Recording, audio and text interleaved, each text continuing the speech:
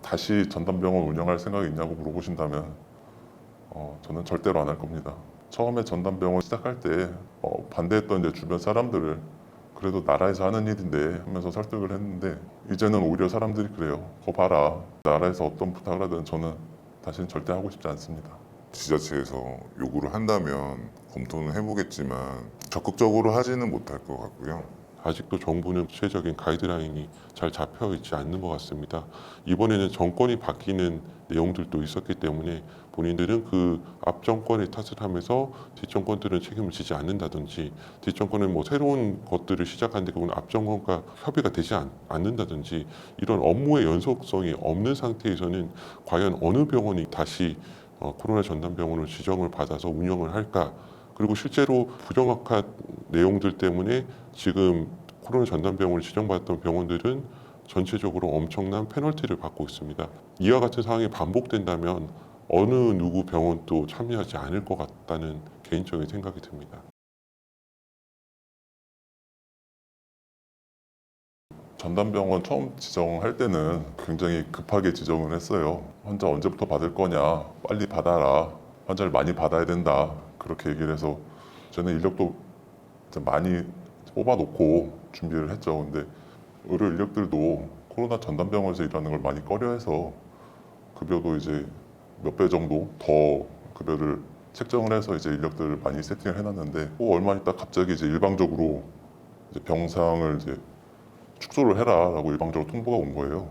당황스럽죠. 그 축소된 병상에 대해서 아무런 보상도 없고 당장 다음 달 직원들 월급 뭐 어떻게 줘야 될까 막막한 상황인데 그 손실 보상에 대한 게 전혀 나와 있지가 않아요.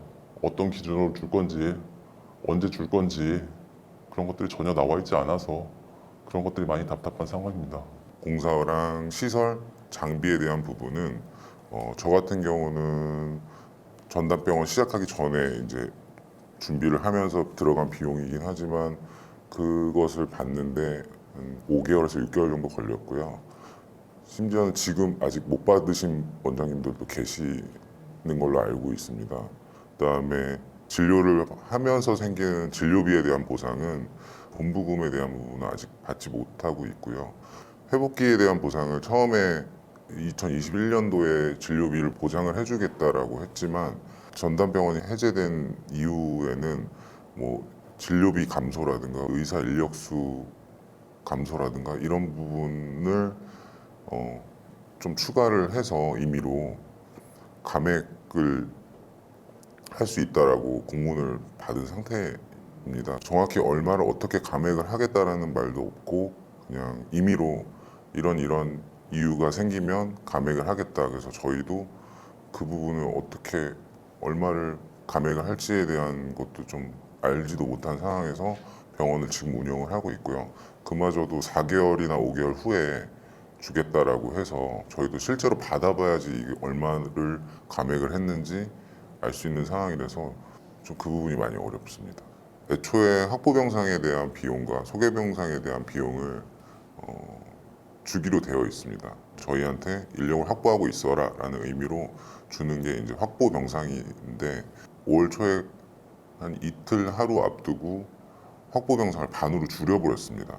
저희한테 어떤 의논이나 소통 없이 일방적으로 반으로 줄여버렸고 수치로 얘기를 하자면 4월 말에 210병상이 확보병상이었고 5월 초에 일방적으로 105로 줄였고 5월 25일 내외경인데 그때 일방적으로 확보병상 7, 8 이렇게 줄여서 통보를 받았고요. 그러면은 210병상에서 105병상으로 줄일 때 그 줄인 105병상에 대해서는 그 부분은 인정을 해줄 수 없다. 사실 일반 환자를 받을 수가 없는 상황입니다. 그 동선도 분리가 안 되고 올 수 있는 환자도 없는 상황인데 그냥 소개병상을 인정해 줄 수 없고 일반 환자를 받아라 라는 식으로 그냥 통보를 받아서 운영을 했고요. 실제로 5월달 같은 경우에는 저희 병원은 경영상 적자를 볼 수밖에 없었고 그게 우려됐던 몇 개 병원은 5월 초에 해제를 해달라라고 오히려 얘기를 해서 해제를 했습니다. 5월에 저희가 해제가 되었지만 아직까지도 손실보상에 관해서 접수가 되지 않은 상태이고, 이게 언제 회복기 전 손실보상에 대해서 언제 지급해주겠다는 정확한 날짜도 명기가 되지 않은 상태입니다. 정상 운영 중간에 있었던 손실보상 같은 경우에는 매달 내용들을 취합하여 다음 달 그 비용들을 지급을 하고 있었으나 관계 부처에 대해서 코로나 환자 수가 줄어들면서 관계 부처에 대한 협의를 거치지 않고 일방적으로 그것들을 줄여나가는 내용들도 있었고요. 그 이후 전남병원을 운영하고 난 후에 있는 회복기 손실보상 같은 경우에는 처음에 약속하였던 정부의 이 지원 내용들이 수시로 바뀌고 있고, 거기에 대해서 정확한 방침이 정확하게 저희가 일반 병원으로 돌아와서 운영하고 있는 상태가 되어 있습니다.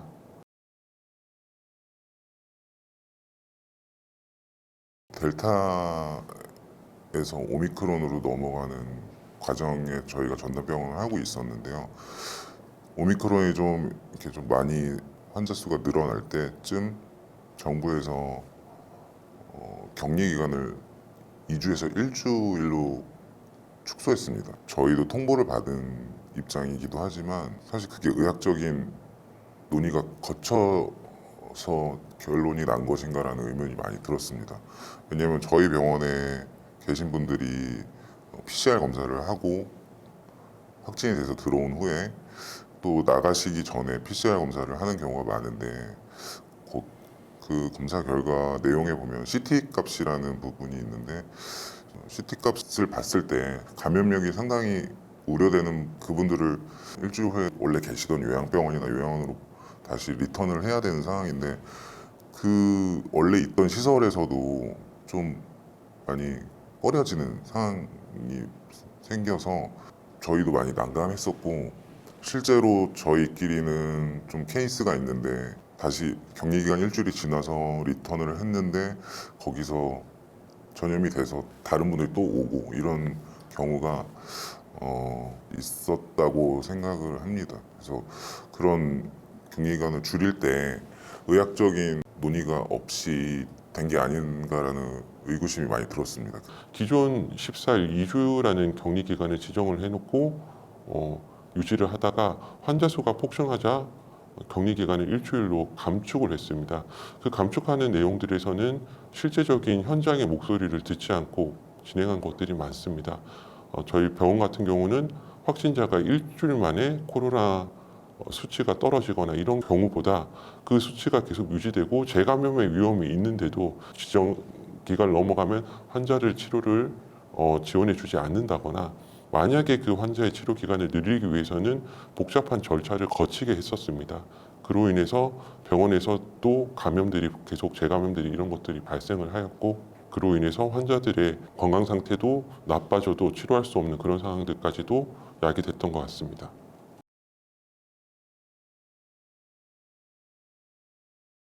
다음번에는 조금 더 미리 움직였으면 하는 바람이 있습니다. 왜냐하면 저희가 전담병원을 하려면 공사하는 기간이 최소 2주에서 3주는 걸리는데, 그 부분을 좀 계산을 해서 미리 좀 확보를 하거나, 그다음에 환자가 줄었을 때는 저희도 좀 대응할 수 있게 좀 여유 있게 병상수를 확보를 해주는 게 서로 좀 좋지 않을까 이런 생각이 들고요.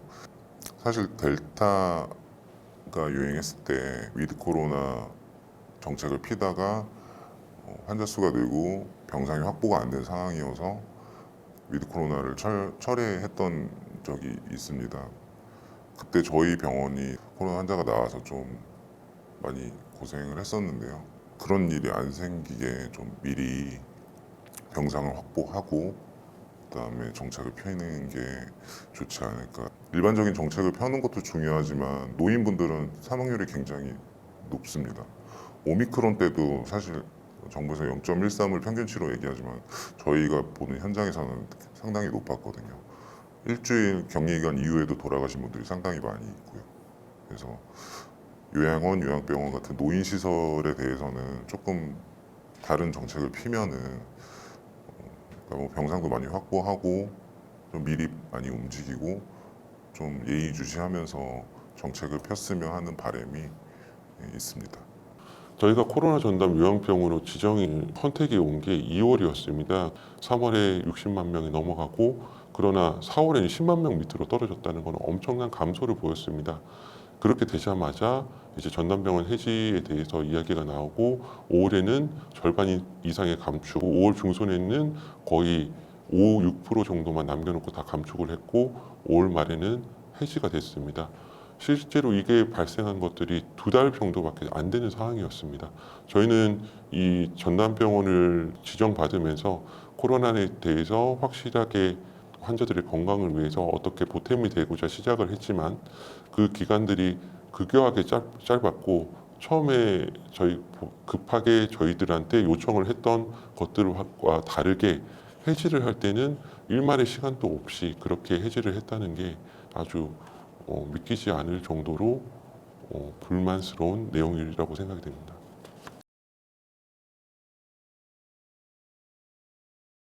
그 전담병 운영할 때 각 부서 간에서도 전혀 소통이 안 됐던 것 같아요. 저희가 이제 매일매일 환자 이제 입퇴원 상황이나 발생 상황들을 이제 보고해야 되는 것들이 있는데 그런 것들 이제 서울시에 보고할 때, 뭐 중수본에 보고할 때, 보건소에 보고할 때 각자 같은 내용을 다른 양식으로 요청을 해서 저희가 환자 관리를 하고 이제 환자 안전에 더 신경 써야 되는데 각 부서 간 소통이 안 되는 것 때문에 서류 작업에 너무 많은 에너지를 쏟게 된 것 같고요. 보건소, 서울시, 중수본, 방대본 이렇게 네 군데 컨택을 해야 되는 상황인데 네 개의 정부랑 얘기를 해야 되는 것 같은 느낌으로 컨택트 포인트가 명확하지 않고 어떤 문의를 했을 때 답변이 자기들은 모르겠다. 저 중수본에 전화해봐라. 서울시에 전화해봐라. 보건소에 전화해봐라. 이런 경우가 상당히 많아서 좀 그 부분이 많이 어려웠습니다. 그래서 나중에 또 이런 재유행이 되거나 이랬을 때는 좀 컨트롤 타워 같은 한 군데에서 좀 컨택트 할 수 있게 소통이 됐으면 좋겠습니다. 우선적으로 방대본이 주축이 된다고 들었지만 실제적으로 그 업무를 수행하는 것들은 각 지자체와 보건소에 대해서 그 업무를 수행하게 됐습니다. 확진자가 60만 명이 넘어갔을 때에는 각 지자체나 보건소 쪽에 이야기를 했을 때 그쪽에서는 전시 상황이기 때문에 자기들은 대답할 수가 없다. 그리고 그거는 중수본에 문의를 해봐야 된다고 했지만 중수본은 항상 연락이 안 되는 경우가 많았습니다. 그렇게 소통이 안 되는 상태에서 각자 어떻게든 그 상황을 해결하라는 그런 식으로 병원에 통보가 왔었고 저희는 그 상황을 구체적인 지침이 없는 상태에서도 우왕좌왕하면서 어쩔 수 없이 시행할 수밖에 없었던 불합리한 측면들이 많았습니다.